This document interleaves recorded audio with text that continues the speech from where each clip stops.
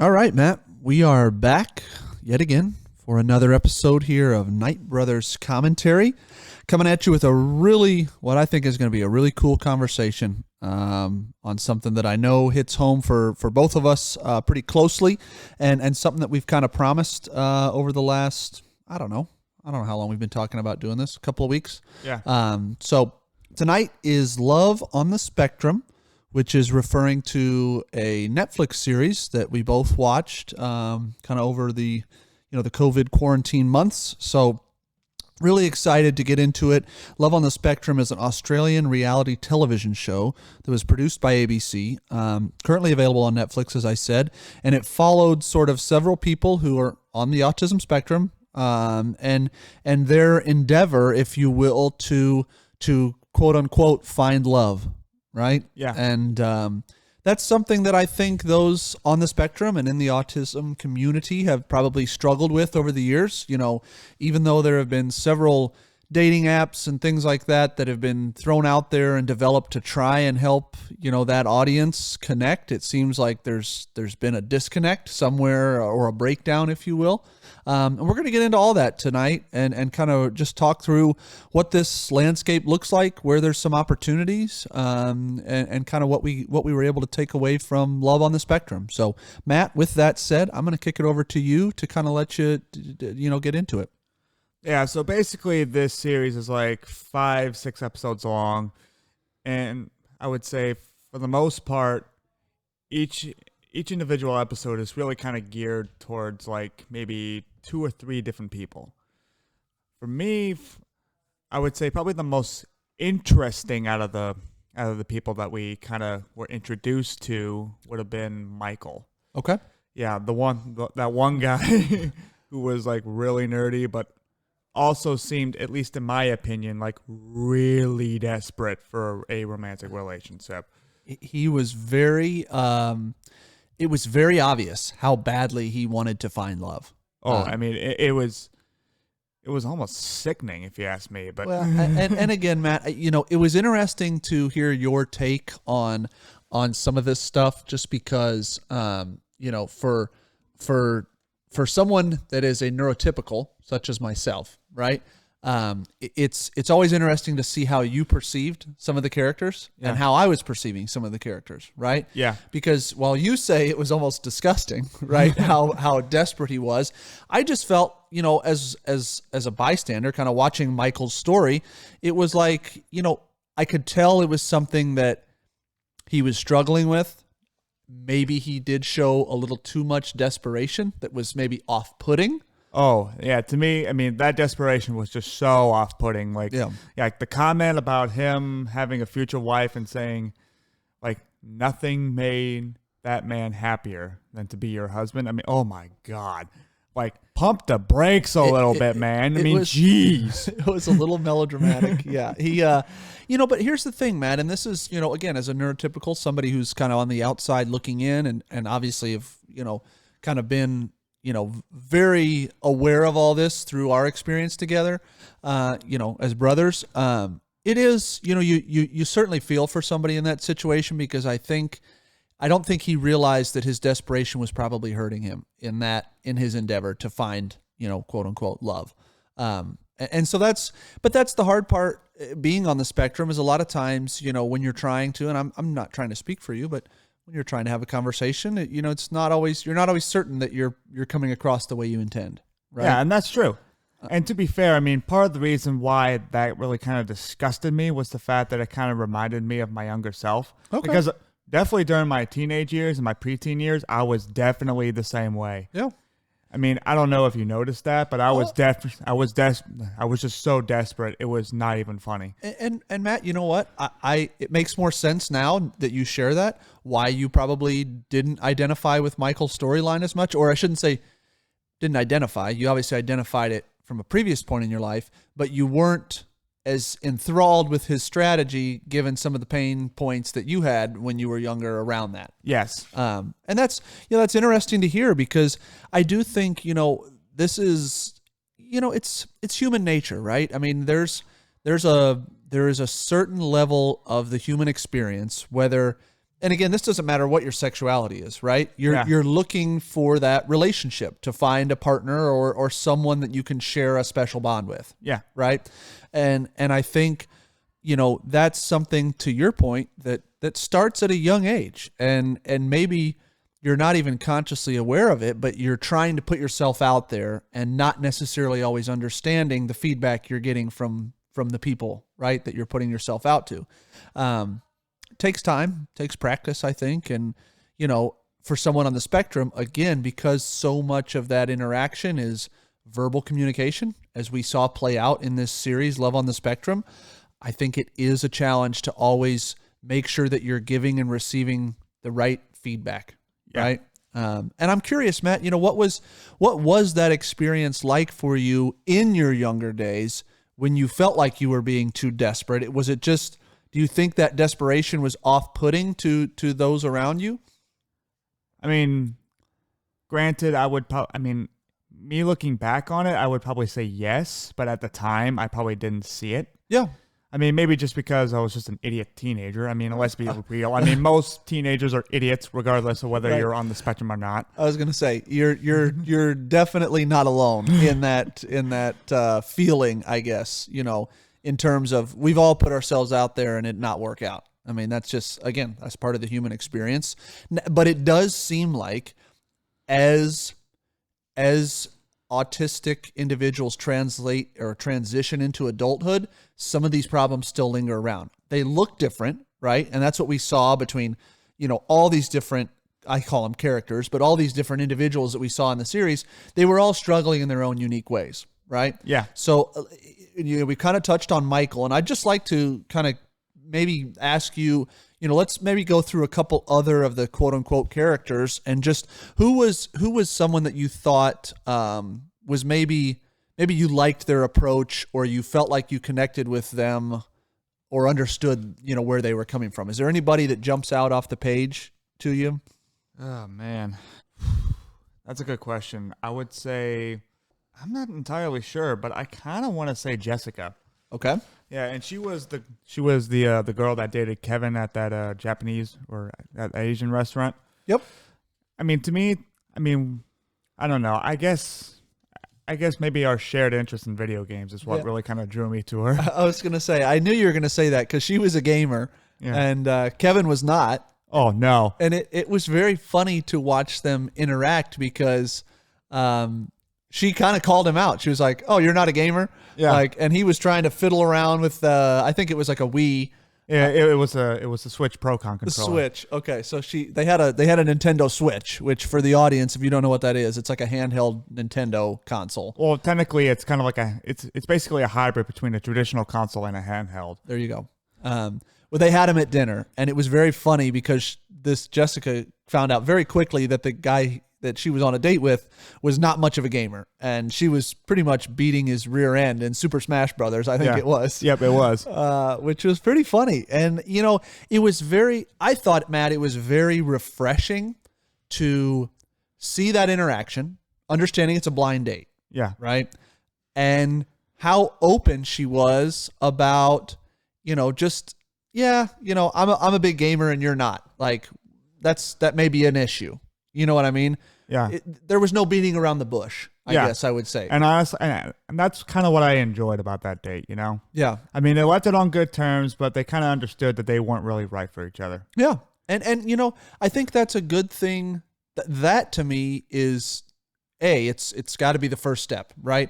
The odds are that when anybody on the spectrum or otherwise goes out on a blind date or a new date, the odds of you, ending up with that person forever are probably pretty slim. Yeah, I would say like infinitesimally slim to none, in my opinion. But right, and listen, we've all heard the stories, love at first sight. I knew, that's that's storybook stuff, but doesn't really always work out that way. So, I did want to ask you this, Matt, as far as and I'm kind of putting you on the spot. So, and I don't mean to do that, but I'm just curious, as far as how you saw, because each of these characters was in different, while it was focused on Australia, right? Yeah. They were in different areas, different communities, right? Yeah. And as someone who's on the spectrum, I'm curious your thoughts. Some of them did some speed dating type stuff. Some of them were kind of in groups. Some of them did some like daytime activities where like they went to the zoo or went to a Comic-Con type event. And then some of them did more traditional, just blind date, sit down at a dinner. I'm curious what you thought was the most successful way of going about trying to make that initial connection. Ooh, man, that is a good question. For me, I'm gonna struggle with this, but I'm not really a big fan of traditional dates. Yeah.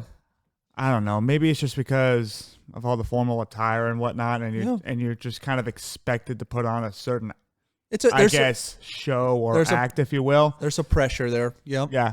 I think Andrew actually, like, the guy that had that clock tower built out at K-Nex or something like that. Yeah. I think his date with that one girl was long bowling or something like that. Yeah, they were playing like shuffleboard almost, but it wasn't shuffleboard, but it was whatever that game was where they were throwing the balls trying to hit like a target out there. Yeah. Yeah.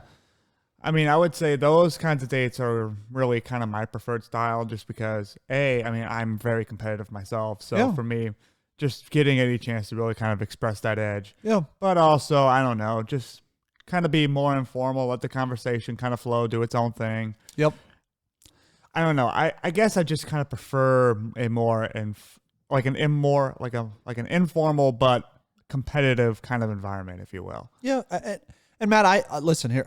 I think it's interesting that you point that out because I did think Andrew's dates to me were the most, I think they were the most successful in terms of identifying if there was connection and trying to, and he did some of the speed dating too. And the reason I say that is because there wasn't this, to your point, expectation or pressure of just meeting at a restaurant one-on-one and hoping that the conversation would come out, because for someone on the spectrum, you know this, obviously, sometimes if you don't have something in common with somebody, it may be hard to find, common ground to discuss something or have a meaningful conversation. And at least playing that game got the two talking, right? Yeah. It was something that they were able to do that kind of helped fill the gaps of the quote unquote awkward silence, or you know what I mean? Yeah. Those down moments, which again, that's going to be part of it, right? And you just have to kind of open yourself up to a little bit of that uncomfortableness. But I'm curious to ask you, have you, because I know you've done some things here locally in Indianapolis with a group that was on the spectrum. I don't know exactly what that was, but I know you've been semi-involved with that. I know you're not doing it right now, but have any of those experiences opened you up to potential people on the spectrum that you could connect with? Oh man.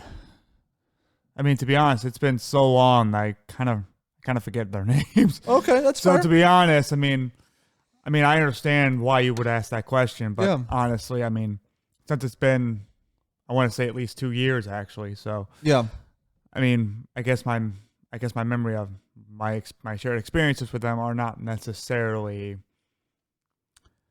I mean, they're not necessarily fresh. Yeah, you're not recalling them. Yeah, and I was just curious, Matt, because what I'm trying to understand is, we're kind of talking about all the things that we saw in this series. What I'm trying to understand is, for someone like you, what does this look like in a perfect scenario? What are you looking for? And I'm not trying to put you on the spot, but I'm just trying to think for our audience to try and help them understand where you're coming from and what types of things you think would be helpful to you to try and make these types of connections in our community. Man, that is a really, really loaded question. Well, I mean, there is a lot of components to that. Let's get that right off the bat. There no doubt is, but Matt, what I'm trying to say is there's an opportunity here. Yeah. I think you and I agree on that. Yeah. And we discussed that, when we were first talking about this show. I'm trying to understand, as someone who's living this, what you think presents the best opportunity of the different options that are out there. Ooh, what is the best opportunity? I mean, there's really only one way I can answer this, and it has to be in two ways. Okay. One, for myself as an individual on the spectrum, Yeah. and B, just kind of in general, because Perfect. the way I see it, and the way a lot of other people understand it, autism is very broad. I mean, there's not one specific thing that really kind of makes. I mean, basically everyone on the spectrum is unique. So what works for me is not necessarily going to work for everybody else. Very true. I mean, And we saw that on the show, by the way. yeah, and we saw that in the show. I mean, there's no question. So for me, I would say, like we were talking about before, when it comes to actual dates themselves, I'm more of the kind of like informal kind of guy, just let the conversation flow, or at least do at least some kind of activity that kind of helps start the conversation, and then just let it flow. Yeah. But when it comes to like my ideal desires for a partner, which is kind of going back to the previous question that you asked, for me, I kind of want someone who's a little bit more like me. Yeah. So basically kind of masculine, but introverted, loves video games. Trying to think about what else. I mean, I don't know. I guess just. And when you say masculine, I'm just trying, and I know what you mean by that, but I'm just trying for our audience to help understand. You're thinking more of like a tomboy type. Yes. Yeah. Yeah. And I understand why. I mean, you talked about the competitive and wanting to have mutual interests, and obviously, you know, for those of us in the audience who haven't maybe picked up on this yet, you're very involved with sports and things like that. And I try to be, at least. Yeah. And I mean, I haven't done mixed martial arts for about 2 years now as well. So I know, but I mean, you follow sports, you do all your hybrid sports league things. I mean, you're very in tune with what's going on. And I think it's important to have commonalities with a partner. Yeah, right? Absolutely. Shared interests. Certainly, I think we saw that. And I just think back to the reason I'm asking you these leading or loaded questions is there are some individuals on the Love on the Spectrum series that were together, right? That were having successful relationships. Yeah. And I think what we saw as a common thread was certainly that crossover or shared interest. They had a lot of different areas that they were very aligned, right? Yeah, especially Ruth and Thomas. They seemed like two peas in a pod, really, if you ask me. But there's no doubt about it. And I think, we see this, and I'm just coming at it from a neurotypical standpoint, right? Yeah. Where I feel like, and I know that 2 examples on a TV show in Australia doesn't mean that every autistic person has to find somebody just like them, right? That's not the answer here. But what I am saying is it's interesting because so much of the neurotypical dating experience seems to be that a lot of times, yes, you want some commonalities, but a lot of times you'll hear people say it, opposites attract, right? Have you heard that? I have heard of it, and I honestly just think it's BS. But well, I guess that's where I'm going, is that it's 2 very different experiences, and it's bringing me to another question that I'm curious your thoughts on. And I don't know if you've thought about this as someone on the spectrum, but this show was entirely focused on partners within the spectrum, meaning when they were going on blind dates, they were being paired with other individuals on the spectrum, right? Yeah.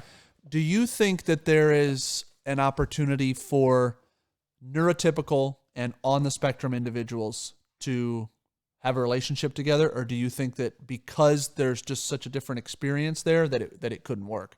I know it's a broad question, but I'm just curious. It is a broad question, but I would say it really just kind of depends on the individual. Yeah. I mean, just like any like Aspie to Aspie relationship or neurotypical to neurotypical relationship. I mean, it really just kind of depends on the individuals within the relationship and how similar they are versus how different they are, and how hard they are willing to actually kind of put effort into making the relationship work. I mean, that's really what it kind of boils down to. I know it just sounds like a sad generic answer but the reason I asked, Matt, is because as I was watching the show, I guess as a neurotypical, right, I had never really thought about the idea of, dating somebody on the spectrum, right? Not that I had thought I would never, I just had never actively thought about it. You know what I mean? And and as I was watching some of these character arcs unfold, it was very eye-opening to me, because I thought there's nothing about any of this that would preclude me from dating somebody on the spectrum. Yeah. Right. And that was, again, it's not that I had thought, oh, I'll never do it. I had just never thought about it at all. I mean, it just never crossed your mind because Correct.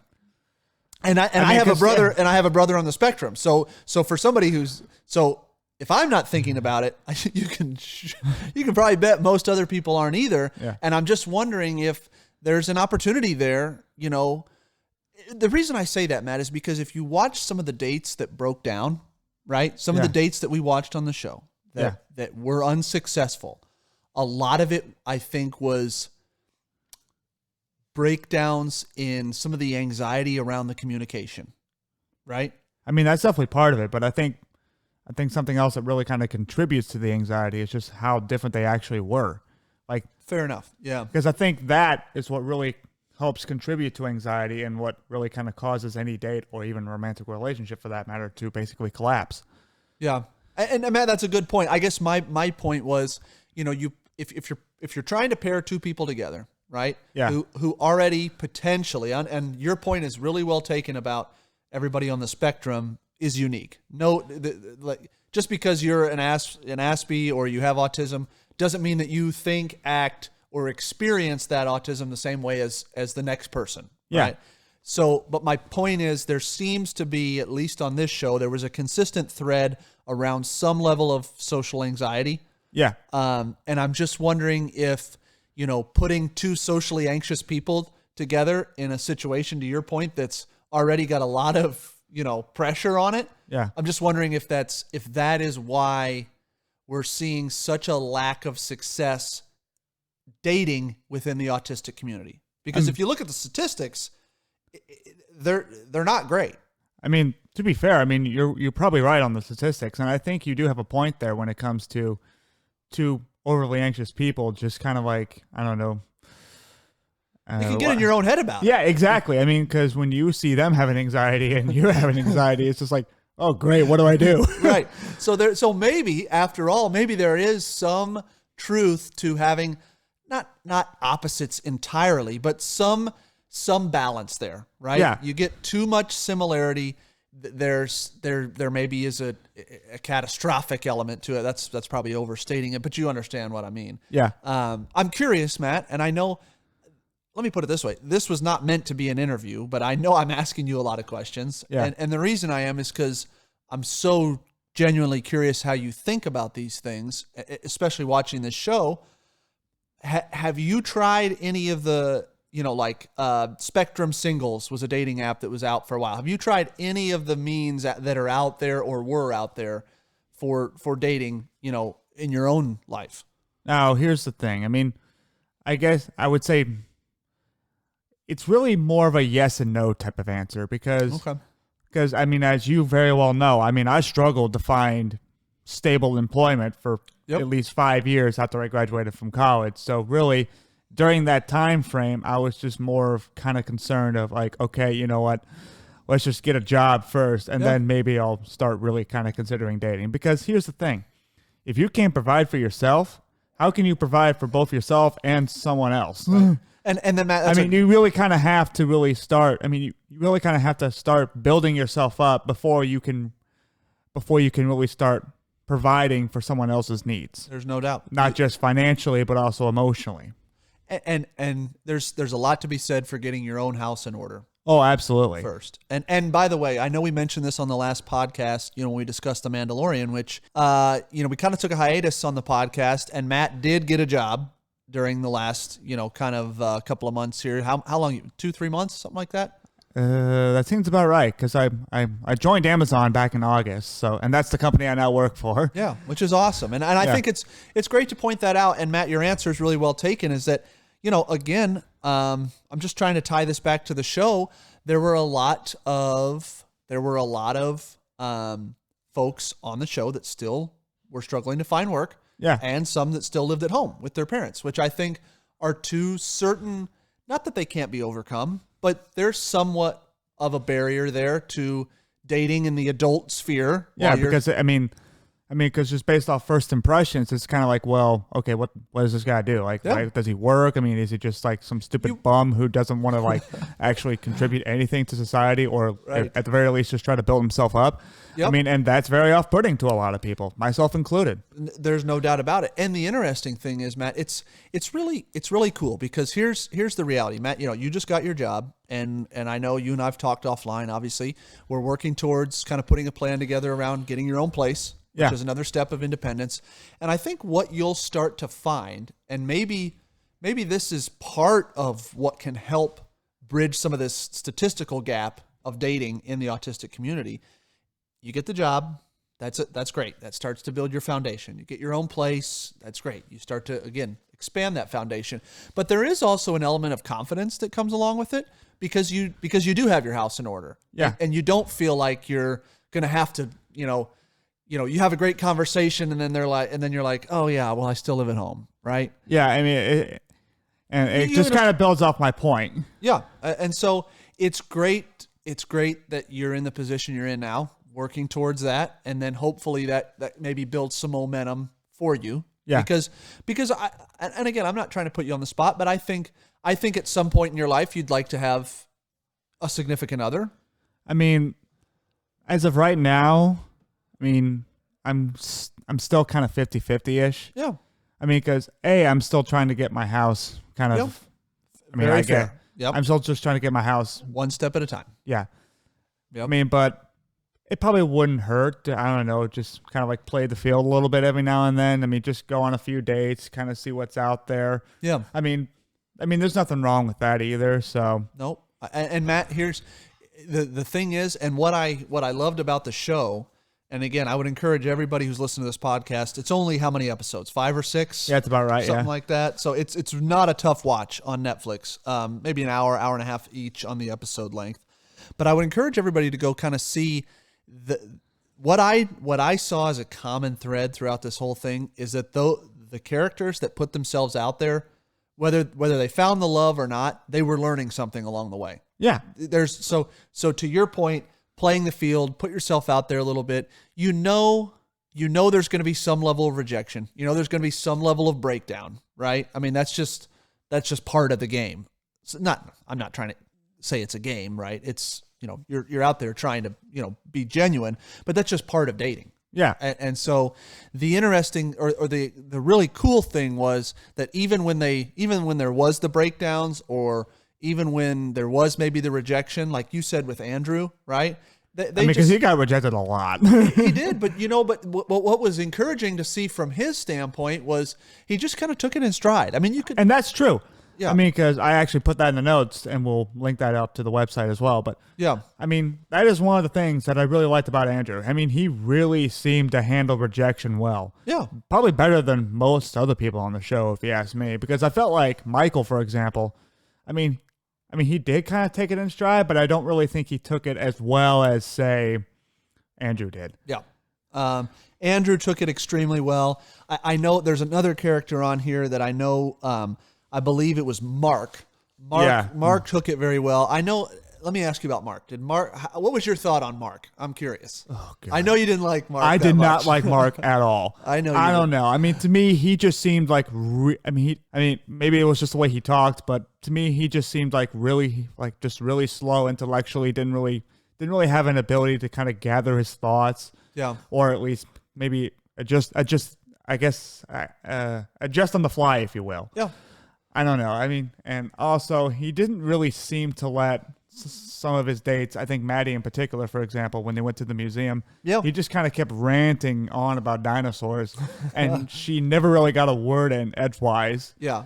So for me, I mean, it was just like, geez, man, slow down a little bit. Let her talk. Let her initiate some part of the conversation. I mean, she's trying to get to know you just as much as you are trying to get to know her. Right. And if you just keep ranting on about dinosaurs, it's like, geez. There's no dialogue for both of you to really kind of understand each other. There was no give and take. Yeah, exactly. It was all give, no take. And that was.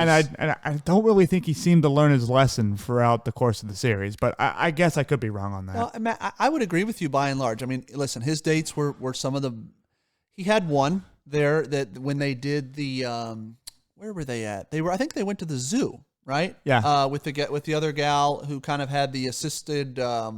She had I think she had MS or something like that. Yeah, she had something going on where she was using sort of A walker. no, it wasn't really a walker. It was kind of arm crutches, but Yeah. some sort of brace, and they seemed to have a connection, And that's true. I mean, they did. which was really cool to see. But many of Mark's other dates, I think he was probably suffering for a little bit of that social anxiety we talked about. Yeah, I mean, and he did not stop talking. And he really didn't. It was just, I mean, it was kind of off-putting.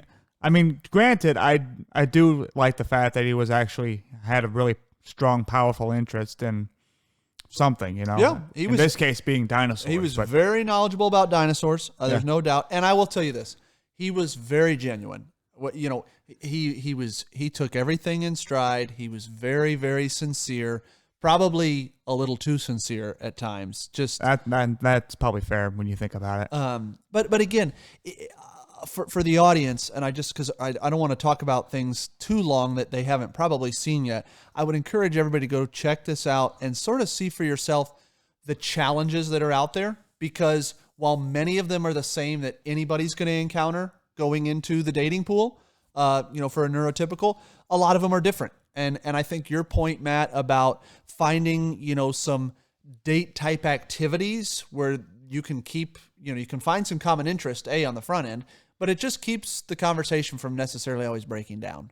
Yeah, because, when you think about it, dinners are not necessarily the best at keeping a conversation going. Oh, at least in my opinion, but I could be wrong on that. No, Matt, I think they're tough. I haven't done a lot of blind dating in my life, so I don't necessarily know what that feeling is like, but I can imagine that it would be, if you get with I don't mean it like this, but if you get with the wrong person where you don't have much in common and, the conversation starts to run dry, it can probably be a little awkward. Yeah. And that's just part of it. And that's true. Asperger's, autism, neurotypical, that's just part of it. So, as far as kind of, where we go from here with what we saw, I'm just kind of going to lean to you to kind of tell us, what were your big takeaways from the series? And then what do you think, where do you think we stand right now, in the dating world for someone with autism? What does dating in 2020 look like in your eyes?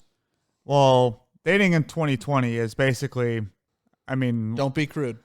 I know, I'm trying not to be crude. I can see the look on your face. Don't be crude. We've got a lot of kids in the audience, I think. Yeah, I would say for me, it's just non-traditional, to put it mildly, because given with COVID and everything, it's just like, well, you really can't do much of anything like face-to-face. Yeah. So a lot of it is just going to be like online dating via apps and like Skype calls and stuff. Do you think you'd ever put yourself out there on just, Bumble, Tinder, Hinge, any one of these apps? Is that something you could see yourself doing? Absolutely. I do see myself going on a dating app at some point in the future. And I'm curious about this. Because those apps are not, and there's no right or wrong answer here. I'm genuinely curious. Because those dating apps are set up for everybody, right? There's no, it's autistic people only, right? It's just everybody. How do you think is that something you want to bring up with a prospective date that, hey, I'm on the spectrum, or is it something that you think you'd rather just, let it come out over time? I would say probably more of the former. Okay. Because, the way I see it, I feel like it's better just to be honest up front and say, hey, I'm on the spectrum, and if you don't want to deal with me and whatever problems that may come along with regards to a romantic relationship, just say it right now, and then we can just kind of go our merry way. Because I feel like honesty is the best policy in this kind of scenario. Because, let's be real. A lot of people, don't really understand people on the spectrum for starters. Yep. And B, and probably as a result of that, they may not want to date someone like that. So if they don't want to date someone like me or anyone else on the spectrum, why should I waste my time and their time just I don't know. No, I totally agree with you. I think honesty is the best policy, and certainly, but here's the distinctive factor that I think is really important to call out. And this, I'm not just saying this because you're my brother. I'm not just saying this about you. I'm just saying this in general. I think if you're someone on the spectrum and you're sharing that with even if it's a prospective employer, a prospective significant other, or just somebody you met that could be a new friend, right? A new relationship in your life. I don't think there has to be, I wouldn't necessarily frame it the way you did in terms of if you don't want to put up with all that comes with it. Because the reality is, if you were to go out, again, employer, spouse, significant other, friend, if you find somebody that you've got some things in common with, I know this from experience with you, there's nothing about having those conversations that would be difficult to deal with. Again, it's about finding the right person. Yeah. But I don't think you have to go into it and say, if you're not ready for the horrors of the spectrum, I mean, to be fair, I do feel like there are some horrors, at least in my life. Well, no doubt, Matt. And we don't have to get on to that specifically today, but I'm just saying the reality is, even for a neurotypical, everybody's got their stuff. Well, that's true. I mean, Right. I'm not saying that. I'm just saying with regards to people on the spectrum, our stuff tends to be a little bit more, I guess, different in a way. It is definitely It's definitely different than, It's say, the kinds of issues that a neurotypical person would have. No doubt. And a lot of people on the spectrum, like myself, or people like you who are not, may not be capable of dealing with it. So, that's very true. So I just feel like overall, sure, it may hurt me in the long run, at least with regards to that particular relationship. But at the end of the day, I just feel like it's better for both of us if I just try to be honest and say, hey, you know what? I'm on the spectrum. Like everybody else in life, I got my own issues. Yep. And everybody else on the spectrum, I got my own issues related to being on the spectrum. But And if you are comfortable with that, by all means, we can try to keep this thing going. Yep. If you're not, let's just end it right now. Maybe just stay platonic friends or something, and just kind of going on along a merry way. And Matt, I think the way you said that is the perfect way to say it, because it's going to save everybody a lot of time, effort, and energy, because it's probably not the right person. And it will take, there's no doubt about it, it will take somebody, whether on the spectrum or not, and I'm not talking just about you, I'm just talking about in general, it's going to take a unique set of circumstances. Oh, absolutely. To have the right type of personality with the patience, the understanding. And really, I think the crux of this whole thing, to me, as an outsider watching this show and just understanding how, our relationship works, just the two of us, obviously as brothers, I think the crux of it is it really all comes down to communication. Oh, absolutely. And how you're able to communicate what you're thinking, what you're feeling. Excuse me, don't mean to cough, and getting that on the same page with the other person. Yeah. And I know for you, that's easier said than done because you're on the spectrum. And it's at least based on, just your and I's conversations over the years, sometimes you've expressed to me that you feel like people don't always understand where you're coming from. Yeah. And that's the biggest key. And so what my takeaway is, from all of this, and we're here, I think we're about 38 minutes in, and I don't want to let this run too long, but I think the biggest takeaway is the problems aren't that different, right? Communication is key no matter what. Yeah. Friendship, work relationship, significant other, finding common interests is key no matter what. Yeah. So really, you're facing the same challenges that everybody else is. It's just getting out there, kind of taking your licks, going through that process, getting your house in order, like you said, kind of building that foundation that puts you in a position to then say, you know what, I'm ready for this part of my life. And I'm going to add one thing to that. Yeah. And the one thing I'm going to add is adapting my communication style to people who are not necessarily on the spectrum. Right. Or at the very least, trying to learn and adapt from bad experiences that we have with neurotypicals who don't necessarily understand us, and using that said knowledge to actually have better interactions in the future. Because I think because everything else basically applies to both people on the spectrum and not. But the last one is what is kind of what we see throughout the series with the people on the spectrum, because a lot of them just may not necessarily, they don't really seem like they know how to communicate effectively with other people. Correct.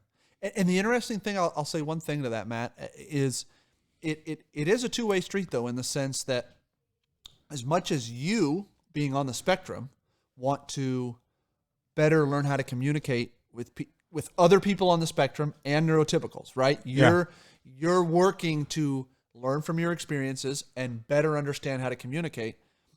Someone, and this is where I think, again, this is the beauty of television shows like this, podcasts like the one we're doing, conversations like this, is I do think that it is, under all this push for inclusivity right now, that seems to be like a buzzword in society. Yeah. I do think it is on everybody to also understand that they can adapt their communication style too. Yeah. Right. And that's a fair point. And so my point is that it doesn't always have to be the one on the spectrum that has to adjust and adapt to society, so to speak. We're starting to finally get to a point in our culture where people are understanding that there's a lot of value from adapting the communication to better understand people on the spectrum and learn how to kind of extract that value for themselves. Yeah. Whether it's a corporation, whether it's a friendship, whether it's a relationship. Yeah. And that's, for me, obviously, you don't work for me. We're not in a relationship. We are brothers. But, you and I think, have both learned to adapt our communication style to better get value out of each other. Yeah. Fair enough? Yeah. And I think that there is more awareness of that in our society today than there's ever been in our lifetime. And I think that's a good thing. Yeah. Obviously. But I also think it's something that we need to continue building momentum for. Oh, absolutely. And I actually kind of want to bring this up because now that you mentioned it, it kind of reminded me of something I put in my notes, is that I think if we're ever going to do a next season for this show, I say the best thing to do is to leave Australia. Yeah. I say leave Australia and personally go somewhere else in the world, like maybe say South Africa or the United States or Canada or even Europe.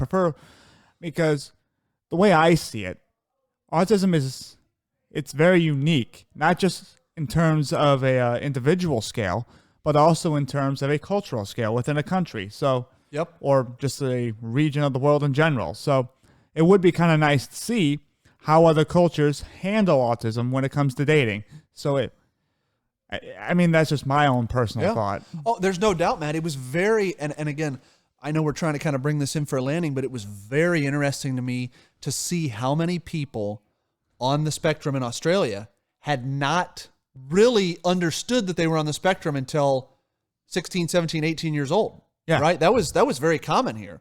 And I don't feel like that's as much the case here, at least in the States. It seems like that gets identified at a much younger age. And correct me if I'm wrong. I mean, I know that was your experience, but that seems... I guess, I don't know. I want to say it's kind of like a mixture of both in a way. Okay. I would say for babies who are really kind of obvious, especially for men, I would say we probably do tend to get diagnosed earlier. But when it comes to girls, I'd say we're pretty much on the same wavelength as Australia, just because I found it interesting. I was curious, because a lot of girls in both Australia and the US don't really get diagnosed until later, just because they tend to be a little bit more social, so they can kind of hide better. Yeah. I mean, maybe that's just my own personal opinion based on off of what I've read and what I've seen, but well, it's a great thing about podcasts. It's just our opinion. So, I mean, we try to bring as many. There's no doubt. Yeah. I mean, we try to be as factual as we can, but we also realize that opinions do matter, and we try to blend both in a way, because in a way, I mean, when you really think about it, our opinions are not just influenced by facts, but facts are also influenced by our opinions. No doubt about it. Which is, that's a really good way of saying it. And as we live in the era of fake news, you've got to make sure you know what you're talking about. Yeah. If you're going to bring data and things like that into the conversation, and maybe that's something we can add to the show notes. I'd just be curious, because it seemed to me like there were a lot of diagnoses that happened later in life for the characters on the show. Yeah. And I just wonder how that impacts their experience from at least a self-understanding perspective, right? I think the better you understand yourself, that's part of getting your house in order, the more likely you're going to be able to identify the right partner, right? If you know there's certain behaviors or things that are like pet peeves. Like, I can tell the audience right now, Matt is not ever going to date somebody successfully who wants to have him wear a suit every day to work. The odds of that seem to me be very slim. Oh, I mean, slim is putting it mildly. I'll give you that. And thankfully, your new job at Amazon does not require that.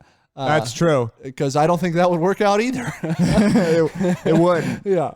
So again, that's, but that's part of life, Matt. The more you understand yourself, the better you are able to go out into the world and provide value and extract value. Yeah. So with that, we're right at about 45 minutes. I know I kind of asked a lot of questions of you, and I didn't necessarily intend that on the front end, but I think it's been a good conversation. Yep, it has. Is there anything else that you want to add based on love on the spectrum, where we're at in society with dating on the spectrum in general, or do we want to kind of put a pin on this and maybe pick up autism in another episode down the road?